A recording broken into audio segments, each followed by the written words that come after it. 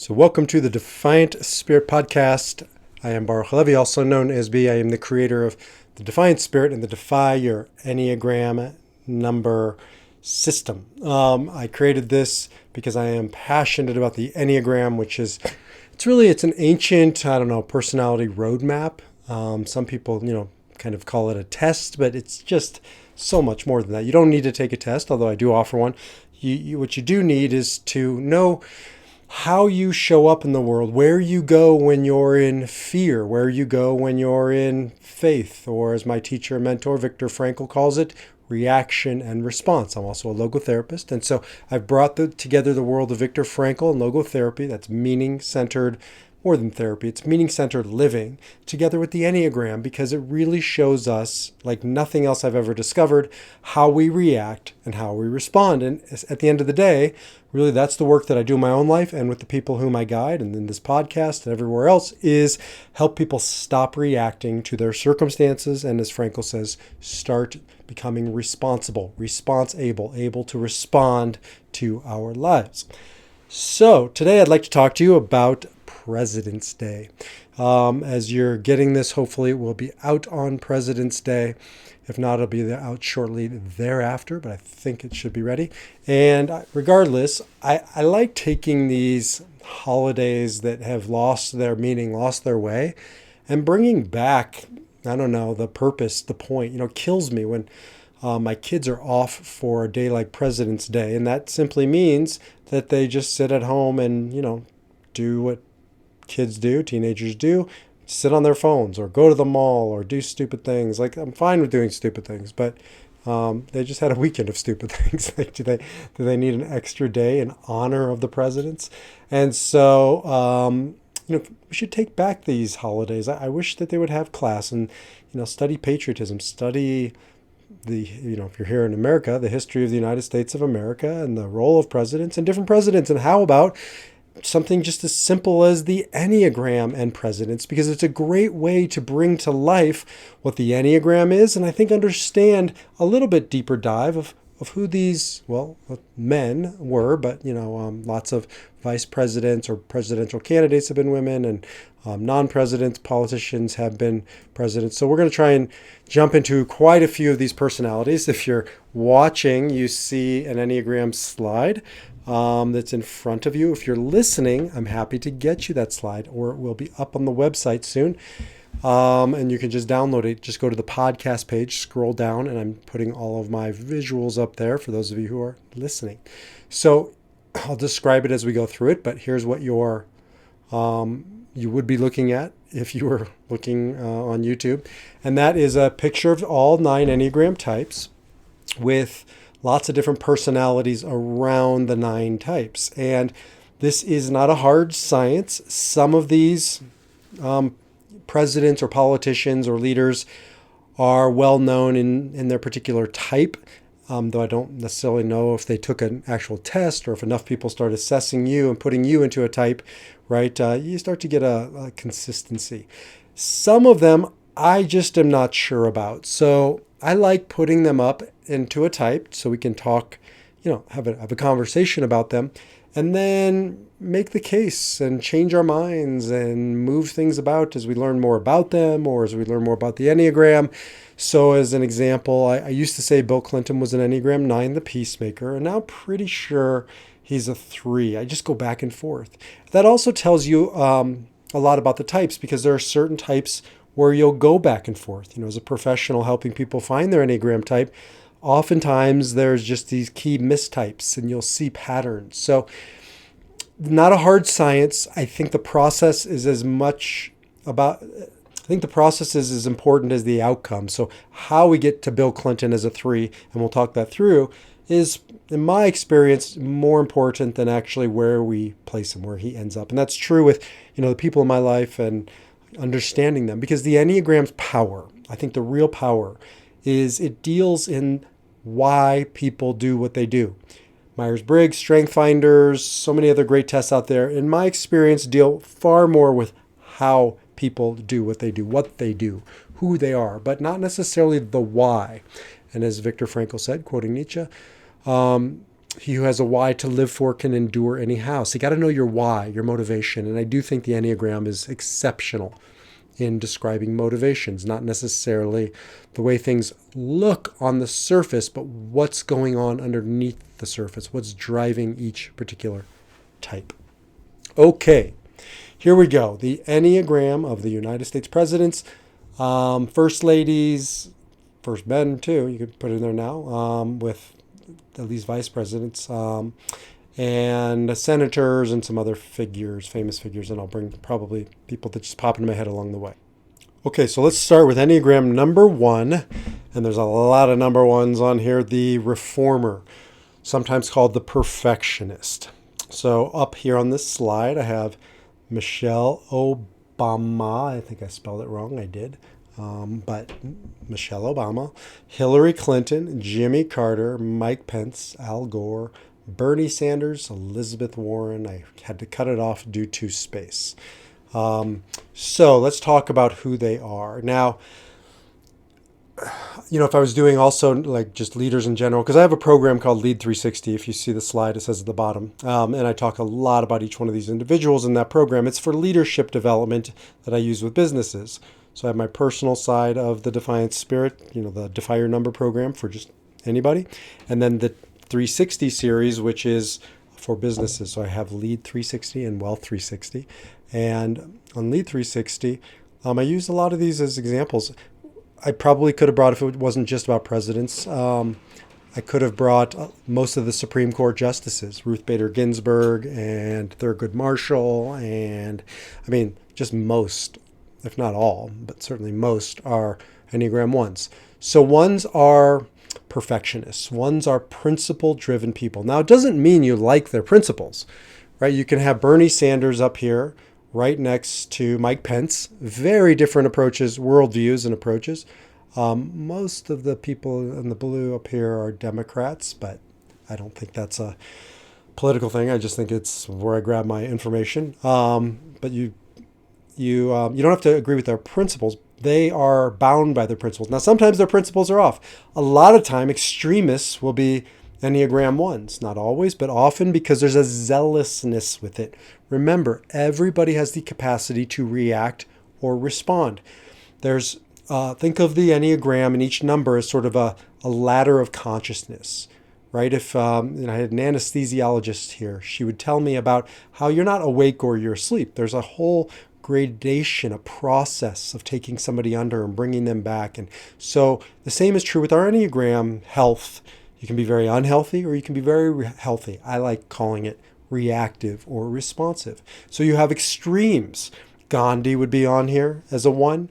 Mandela probably a 1, but also Osama bin Laden as a 1. And again, lots and probably terrorists and zealots throughout history who've caused a lot of damage. So it is not a statement. Each Enneagram type has its low side and its high side, its destructive side and its beautiful side.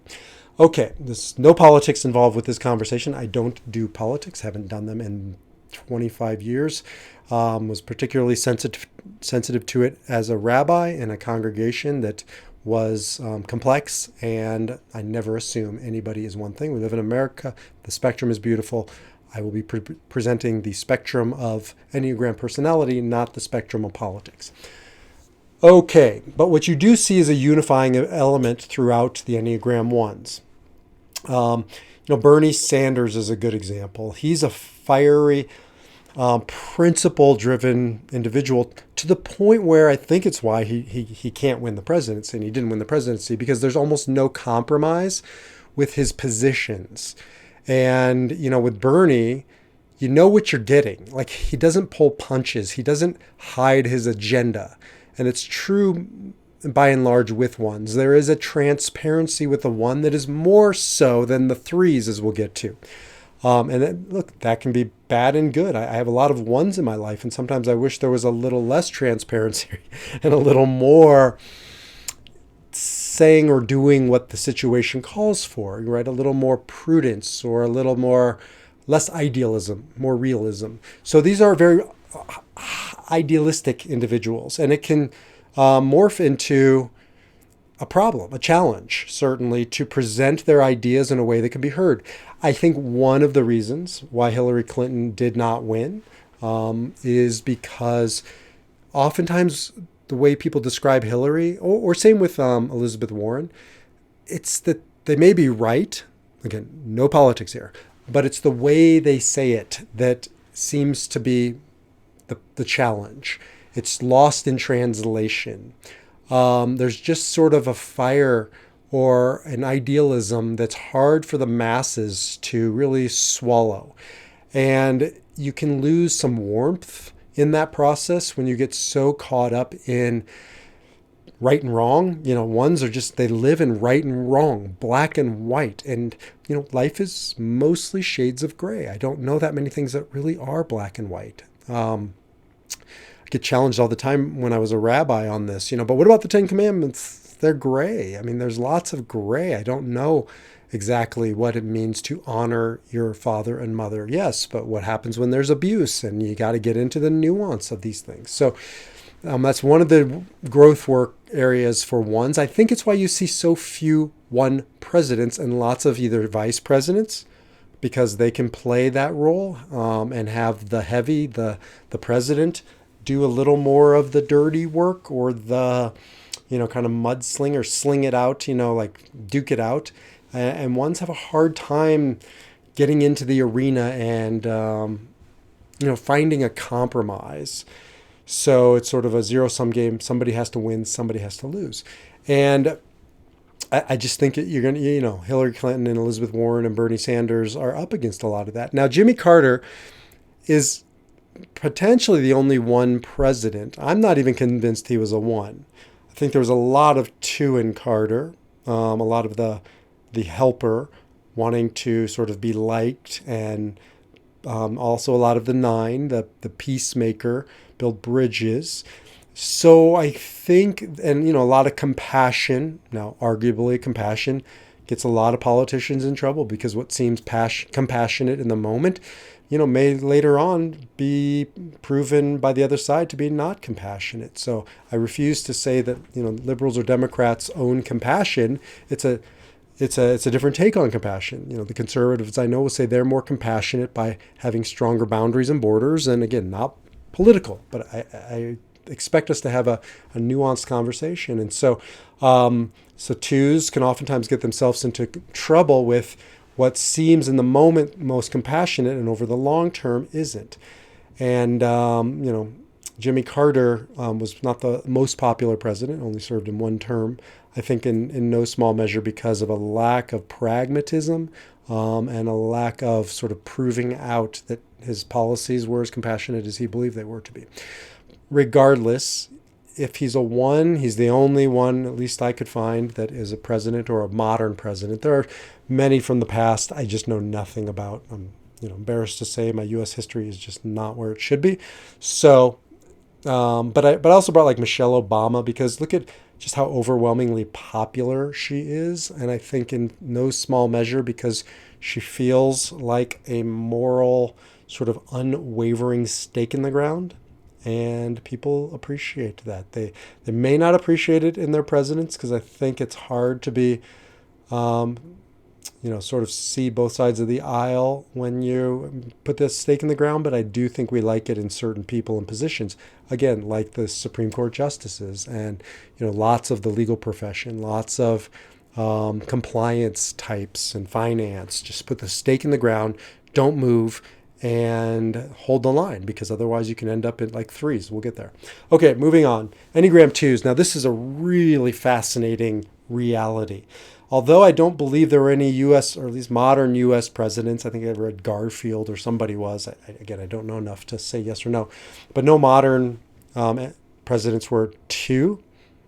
However, most of the first ladies are two. And actually now first men, like Doug Emhoff, Kamala Harris's husband, I think, is a two. But certainly a lot of the first ladies, not all, but a lot. So I don't have a list in front of me. I have on this picture, you can see Nancy Reagan and Laura Bush. Definitely Enneagram 2s. Barbara Bush, Enneagram 2. Joe Biden, Enneagram 2. Eleanor Roosevelt, Enneagram 2, Lady Bird Johnson. So really a disproportionate amount of 2s. And oftentimes it's because 2s play a supporting role. They're the helper, they're the nurturer, they're the stereotypical mother figure, although, that has shifted over time. But I still think by and large, most people I talk to, when they think of 2, they think of sort of a motherly love, though lots of fathers are 2s out there. But really that sort of nurturing, supporting presence. Fascinating concept that, well, there are subtypes, as you know from listening to me, and we're not going to get into the subtypes, but the subtypes on the 2 really make a big difference. The social subtype, so a social 2, looks a little more corporate. And when I've been working in corporate settings, I find that most of the 2s are social 2s, not all, but most. And, people I talk to who are stay-at-home moms or dads tend to be self-preservation and sexual 2s. And that's because they're more individual focused versus, collective. Bottom line, you need 2s in your life. 2s are in your corner. 2s are the ones who are there. They don't seek the spotlight. They tend not to. They like pushing others into the spotlight and playing the supporting role. And some of the first ladies have been as influential, maybe even more influential than their husbands. But pulling the strings from behind, not from out front. So there's a lot of power to a 2. Most organizations, the CEO is probably not a 2, but the chief administrative person, whoever's coordinating the office, might be an office manager, could be, the assistant to the CEO, could be a behind the scenes type. Probably knows more about the organization and knows more where the bodies are buried than the actual leader. And so it's an interesting question of what is leadership and who's leading. And just because you're not necessarily out front doesn't mean you're not leading. Sometimes you're leading from behind. That would be an Enneagram 2. A couple other 2s that I found that I think they are 2s, but I don't know enough about them. Sarah Palin felt very 2-ish. Now, 2s are tough. Right? And this is a big differentiator between the 9, the peacemaker, and the 2, the helper. They can look the same in the surface. And this is why you need to know somebody's motivation, what drives them. Where they differ is, if you're looking at the Enneagram, see there's a line between 8 and 2. That line really comes out when you screw with a 2, when you mess with his or her tribe, when you mess with mama bear. I was just talking to a woman who, just had a newborn, and somebody threatened her, some homeless guy threatened her, and, wasn't necessarily serious, but it brought out mama bear. And I think she's a 9 or a 2, but if she's a 2, she'll look like an 8. And an 8 roars, and 8 is tough. So 2s can be tough. When you put a 2's back to the wall, especially around her cubs, especially around her tribe or his tribe, you can see the toughness of a 2. And I think Sarah Palin really sort of shows that. She has this sort of don't tread on me piece to her around her family. You saw this when the media was attacking her daughter and so forth. So there's a real strength with a 2 that can come out when back is against the wall. Tulsi Gabbard, I don't know that much about her, but I think she's been pretty fierce lately. I've heard on social media she left the Democratic Party. She's an independent, I believe, and not afraid to take on a fight. That's a big difference between a 9 and a 2. A 2 will take on the fight when other people are at risk. Okay, moving on to Enneagram 3s. This is, I would say, Enneagram 3 probably has the most presidents or vice presidents in history, or presidential candidates or key political figures. Because you could easily call the 3 the politician. They are the achiever. And I think more, in a business setting, they are achievers, and also in a political setting, but a politician at its deepest level, to play the game, to effectuate change. You could also call the 3 the actualizer, because they actualize possibility into reality. These are the people who make shit happen. Now, 8s make shit happen from a bulldozer sort of energy. 3s finesse. They have that political savvy. 2, 3, and 4, they're all heart types. They're all feeling types. 3s don't look like it. 3s go away from their feelings because their feelings can get in the way of rising to the top, of getting their goals met, of whatever it is. But they're still a heart type, and that means underneath all of it is feeling. And feeling is It's a sixth sense. It's sort of like a knowing of who's around you and what's needed, and an image. 2, 3, and 4 are image conscious. If you look at these threes, they're all image conscious, sometimes to their detriment, because they care more about how it looks or how it's perceived than actually the truth. Threes can get themselves into a lot of trouble when they go down this path of winning at all costs, or presenting the way it looks on the surface, but not the truth underneath. Lots of white-collar criminals are threes. My friend Michael Feiner loves when I point this out. He's a 3. He's a self-pres 3, so that's sort of a counter type of the 3, but he's a 3 nonetheless, so I understand. I'm stepping on the toes of his people. But 3s tend to disproportionately go to prison for white-collar crime. Not my friend Michael, but unhealthy reactive 3s. And why? Because they start fudging the truth. 3s get into trouble when they fudge the truth. Now let's start with Bill Clinton, because I had him as a 9, and lots of systems have him as an Enneagram 9, the peacemaker. He's gentle and peaceful like a peacemaker. He's got that vibe. He brings people together. He sort of unifies. He's got this natural charisma. 9s have that. 3s have it too. The differentiator, and I think why I've moved him down to 3, is the slick Willie piece, is that I was listening to a podcast about somebody who was talking to Bill Clinton at a social function, and they said the whole time it felt like he was looking over their shoulder, not at them, almost through them. And he was reading the room, and he was trying to figure out, where he needs to be. So most of these folks are social 9s. It's a subtype, but 3s, but they're still 3s. Anyways, Bill Clinton has that element. He's a winner. But it does feel like, when he started splitting the definition of what is sex with the Monica Lewinsky thing, right? He's playing with the edges of truth, and he's more interested in surviving and winning than really getting down to the heart of the truth of the matter. So it doesn't mean 3s are liars. It just means that they know how to play the game, which is politics. Not coincidental. Most politicians, or many politicians, are 3s, because they would naturally gravitate towards that field. You're going to see in a second, there aren't many 4s, there aren't many 5s. Politics is not a place for 4 and 5s, but 3s, yes. So Joe Biden, some say he's a 7, the enthusiast, the optimist. I think he's a little too pragmatic to be a 7. I don't think you remain in politics that long and weather the storms that he has without being a 3. 3s are the most resilient of any type. Joe has known his share of loss, or more than his share of loss, many tragedies. He's a winner. I mean, again, like him or not, he's the president of the United States against all odds over the course of 50 years or however long he's been in politics. That's a real 3 quality, that longevity, that endurance. He gets himself into trouble, I think, when he flip-flops opinions. I was watching, he has one particular stance on, I think it was gay rights, marriage or something, or it was gun rights or something. And then, 20 years ago. Now, it doesn't mean people can't change their minds and make mistakes and grow. And that's not the issue. The issue is there's almost a prudence or an efficiency sometimes when a 3 changes their mind. And it just felt like at times, I think this is why his popularity is so low, that we don't exactly know where he stands, because you're asking test market groups what they think. And that's where 3s can really get into trouble. Doesn't mean they can't defy that. They can. They can have opinions. They can stand their ground. But it's also a superpower in some ways to be able to morph and be a chameleon and do what it takes to succeed.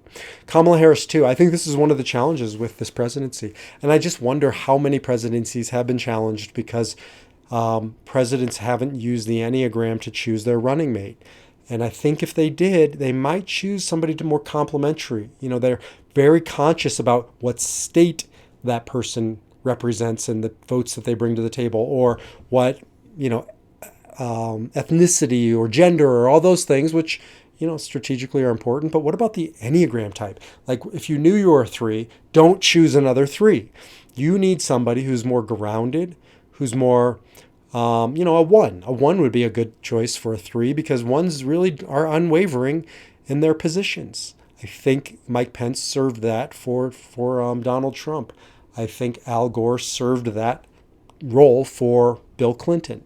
So I think one of the challenges we're up against right now with this presidency, not by my opinion, no opinion here, by popularity polls, I think it's Kamala, I think, is the lowest opinion or popularity rating of any vice president in modern history. I think Joe is pretty close up there. And so partially I think they're very similar. They're kind of birds of a feather. You don't exactly know where they stand. And sometimes, like I hear when Kamala is speaking, it's almost like she doesn't even know her opinion. She only knows, I'm sure she does, she's a brilliant woman. But if you're adapting constantly to the audience, that can be a problem and you can lose yourself. Arnold Schwarzenegger. Now, there's somebody who knows his opinion, but it's an interesting thing to make the transition from film, from acting. I put air quotes around acting with Schwarzenegger, to politics, because it's really the same thing, isn't it? Like you're playing a part, and you can feel that sort of with Schwarzenegger. You can feel that with, Romney. Some people say he's a one, and I do get that sort of one earnestness with him. But I also think that it was a little vanilla in his approach to when he ran, I forgot, a few years back, and just didn't know where he stood. Really, it's hard to, they're so polished. They're usually attractive, and their external feels like it defines them better than their internal. It's like I can describe what the person looks like and how they perform, but I don't always feel like I know a three. And I think that's a real three challenge because they don't always know themselves. Nancy Pelosi, another good example of a three, a winner, just a survivor, rise to the top. I mean, Pelosi, like her or not, she was incredibly effective at whipping the votes, at getting, support and unanimity in a way that, certainly the Republicans aren't able to do at the moment. And so you really have to respect Pelosi and her ability to, to bargain, to navigate life's complexities. Now, threes and ones they look alike sometimes at the surface because they're usually both well presented. They both tend to be, conservative-ish in nature because, well, really for threes, it's not a conservative nature. It just depends on their environment, so they adapt. Ones really are conservative with a small c, not politically. But ones are entrenched in a black and white absolute sort of worldview, and threes live in shades of gray. And so you can see a big difference between threes and ones. However, they do mistype at first, but it doesn't take me long to unmistype them, if that's a thing, if that's a word. Okay, moving on to the fours. Now, there are very few fours in politics. Very, very, very few fours. I mean, I really couldn't find any fours except these two. And you can feel a similar vibe with both of them. So Abraham Lincoln is the only four president. Sometimes he's put as a nine because I think he is he was a gentle giant of sorts. However, I don't think you can take on civil rights and slavery as he did, and also endure the hatred that was thrown at him. I mean, do you think Trump is hated? Nothing compared to Lincoln, obviously to the point where he was murdered. So I don't think you can hold that if you're a peacemaker. I don't think it's in your nature. Four can hold that. Fours are deep. Fours are melancholy. Abraham Lincoln was supposedly troubled his whole life with depression, prone to darkness, and really suffered and struggled and didn't hide his suffering, in some ways sort of succumbed to it at times. And so fours, the individualist, the romantic, the artist, there's a depth of personality, of character, of just experience with a four. When you're in the presence of a four. Like my 11, almost 12-year-old son, Aviv, he's a four, and he's just got this emotional depth. It's staggering to me. I think it's staggering to adults. So Abraham Lincoln, probably the only four president, maybe even politician. Jackie Kennedy really struck me as a four. I've seen a few videos or interviews with her, and fours tend to be sophisticated, charm, like a three, but a little more mystery. That's it. A little more risque, a little more sort of, we don't know what's going on behind those sunglasses, those Jackie O sunglasses, and that sort of unique, one of a kind thing that fours do. Threes are not one of a kind. They don't want to be one of a kind. They want to be successful. They want to look like, average man, woman, and get to your vote and get to the top. Oh, let's go back to the threes for a second. Like, here's a really troubling three. John Edwards. I mean, guy ran for president. I don't remember if he had a real good shot, but like, just imagine this guy would have been president. I mean, what a slime bag, right? Like, just false, like a false front. Good looking, like looks the part, but everything you find out afterwards about mistresses and betrayal of his wife with cancer, and I don't sit around and judge people, but man, when they ask for my vote and then you find out the truth afterwards, and like the differential is so far apart. Now, I've been accused of things before, putting my views online one way or the other. Israel, I know lots of people have feelings about that, but you will not meet a single person who says to me, who they are and what they present are just worlds apart. And you get into this, when you really know somebody, enough people will vouch for them and tell you, it's just not the truth. We're all accused of all kinds of things. But with John Edwards, like, nobody stepped forward and said, hey, this guy's a good guy, he's just misunderstood. Like, all this stuff starts coming out, and the more of it and the more of it. And I think that's a real tale of somebody who's been trying to prop up a false front, and then it just all comes crumbling down. And then you just find out more and more and more. And that to me is a real sign of an unhealthy or reactive three. Okay, moving on to fives. Not many fives either. So 4 and 5, if you notice, are at the bottom of the Enneagram. It's the depth of the Enneagram. It's not the bottom. It's the depth. It's the deepest of the types. So 4s go deep into emotion. 5s tend to go deep into thinking. These are brilliant men and women. Now, it's said that Grant and Hoover and James Madison are 5s. I'm going with that. I could not tell you if that's true or not. But there are no modern 5s that I could find. I thought maybe Rand Paul was, obviously not president, but certainly senator. And there's a quiet contemplation, thinking that comes with being a 5. I think that doesn't lend itself to politics. You gotta be probably quicker on your feet, just a little speedier, a little more, in the moment, a little less attached to your ideas and more to reality, or being pragmatic. Now, 5 and 1 can often look a lot alike for this reason. They both are really entrenched in something deep. 5s tend to be more invested in the ideas. 1s tend to be more invested in the principles. But I think there's a lot of reasons why 4s and 5s aren't represented in politics, and that's probably part of it. They both withdraw or retreat into themselves to think it through or feel it through. Okay. 6s, Enneagram 6s, the loyalist. So the loyalist there's quite a few politicians. They're an interesting type because Enneagram 6s have the most extreme of subtypes.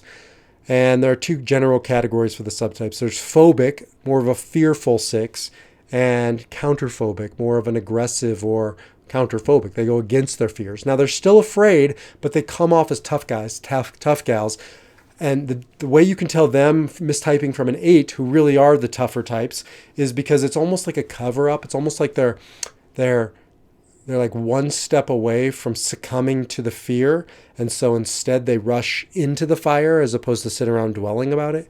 So there's this reactive feeling with a 6. It doesn't feel like it runs as deep or is as principled as an 8. Okay, loyalists really care about serving. They care about the image as well, because that line between 6 and 3 is strong, but not nearly like a 3. So at the end of the day, they care less about how they're seen and more about whether their views and their actions are making them secure and making others secure. 6s are just driven by security and safety and belonging. If they're unhealthy, this can really degenerate into something toxic. You look at like Vladimir Putin, probably a reactive or counterphobic 6 who's just paranoid. KGB is like a 6, unhealthy, reactive 6 institution. Richard Nixon, you can feel sort of that, devolving, like didn't start out this way, but just gets worse and worse. And, it's that 3 thing too, where the lies, the cover-ups, but coming from a very different place. Whereas 3s are really trying to succeed or win. Sixes are really trying to protect or trying to uncover or trying to, not necessarily win, but create a successful outcome because it'll make them more secure and ensure their place within the group. So you have an interesting scenario, I think, with the two Bush presidents, GW and HW. So the elder Bush is much more of a phobic six. Phobic sixes, are more. They're warmer. They're not threatening. In fact, they sort of go away from that. They look a lot like peacemakers. That's why there's a 6 and 9 line, because they'll look a lot more like 9s, whereas I think counterphobic 6s will look a lot more like 8s. So H.W. Bush was much more of a peacemaker, much more of a congenial personality, not a real wave maker. He's a vice president. I think in some ways he just assumed the presidency because of Ronald Reagan and sort of carried on Reagan's legacy as opposed to paving new paths. So sixes are loyalists. They're not necessarily trailblazers, much more caretaker in that role. Now, GW was much more of piss and vinegar. Had much more of a cowboy maverick piece to him, a swagger. We're going after Saddam. No, that was actually H.W. Bush who said Saddam. What did GW say? GW would mock somebody's name. I forget. Osama? I don't know. But, there was that taunting piece of W. People who are more maverick-like types liked him. People who, shoot first, ask later types really liked him. I'm not saying others didn't, but he did have that sort of Texas good old boy thing going. And I think that in some ways felt a little bit like bravado and false front as opposed to his genuine nature versus like a Trump who really is like that. And then you have, I thought this was interesting because you have sort of the poster child of both the Democratic and the Republican Party of sort of the piss and vinegar next generation types. You have AOC on the left and you have Marjorie Taylor Greene on the right. So, I'm an equal offender. I brought both of them. And if you're on the left, you'll dislike one. If you're on the right, you'll dislike the other. And neither party, even the mainstream, the moderates, like the fringes all that much anyways. And so I think AOC really comes from this kind of counterphobic fight, thing. And so does Marjorie Taylor Greene. And you can see both of them causing lots of waves, lots of opinions, offending lots of people. Not saying they're not doing good stuff, but that's the counterphobic vibe of the six. They almost go against community building, consensus building, which is what sixes normally do. Want to build consensus and create a safe, secure community. Okay, moving on to 7. So 7s are pretty unmistakable. Not that many presidents, but certainly the ones we've had they're visionaries. Look at FDR and the New Deal. Look at John F. Kennedy. These are men who, and Ben Franklin wasn't a president, of course, but certainly a founding father and a visionary and an inventor, and Thomas Jefferson, although Jefferson's putting 9, he's putting 5. I don't know enough about Jefferson. I just know that 7s are unmistakable visionaries. They're optimists, they're enthusiasts, they come along at pivotal moments, and they're whom we need to give us a new vision of what's possible. Look at right now in Ukraine. Zelensky is a 7, I believe, and very pivotal moment in time, of course, for Ukraine, maybe the world. And Zelensky has almost single-handedly kept that fight alive. Certainly his enthusiasm and his optimism at the beginning and his continued sort of vision of winning this war has gone a long ways to encouraging his people and even engaging the rest of the world, the West. So these are optimists, and even if you don't vote for them, you still root for them. That's just the contagion that a 7 enthusiast leader has. Okay, 8s and 9s, wrapping it up because there's a lot of politicians and presidents that are 8 and 9s. Surprisingly with the 9s, not so much with the 8s. The 8s are the challengers. They're the powerhouses. They're unmistakable in their energy. They are tough, if not brutal. Lots of dictators have been 8s. None have been 9s.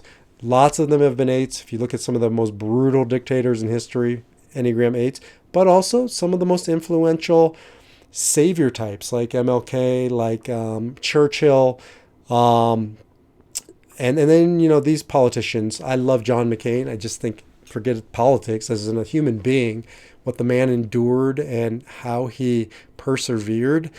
3s persevere too, but it's much more of an achievement drive, whereas 8s do it from a justice. And if you read anything about McCain, it's just justice oriented. It's that one-ish right thing, but it's more of a powerhouse against all odds. In the Hanoi Hilton, just stayed alive and inspired others and persevered, and just the strength of character.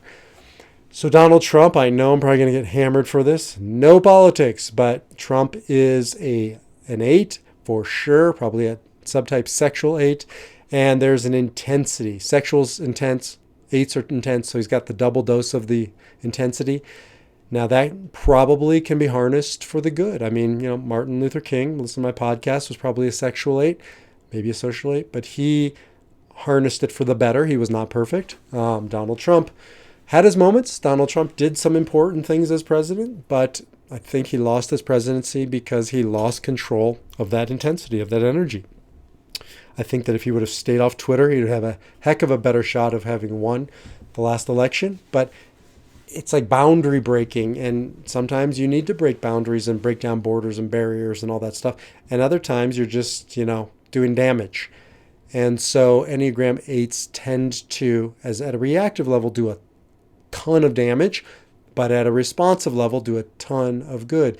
Look at Theodore Roosevelt, Lyndon Johnson. These are powerhouse figures. You look at my favorite, who's obviously not a U.S. president, Winston Churchill. Just a force of nature to go against the the British other politicians, Parliament, and stand alone in what he believed was truth. And in retrospect, he was right. How do we know he was right? Because, without Churchill, I may not be here as a Jew in the year 2023, because Nazism may have made its way here. It's a terrifying thought. Some say that Churchill was really all that stood, at least for a period of time, between Hitler and world conquest. So these are when you want 8s on your side to go against injustice and bring to it that power.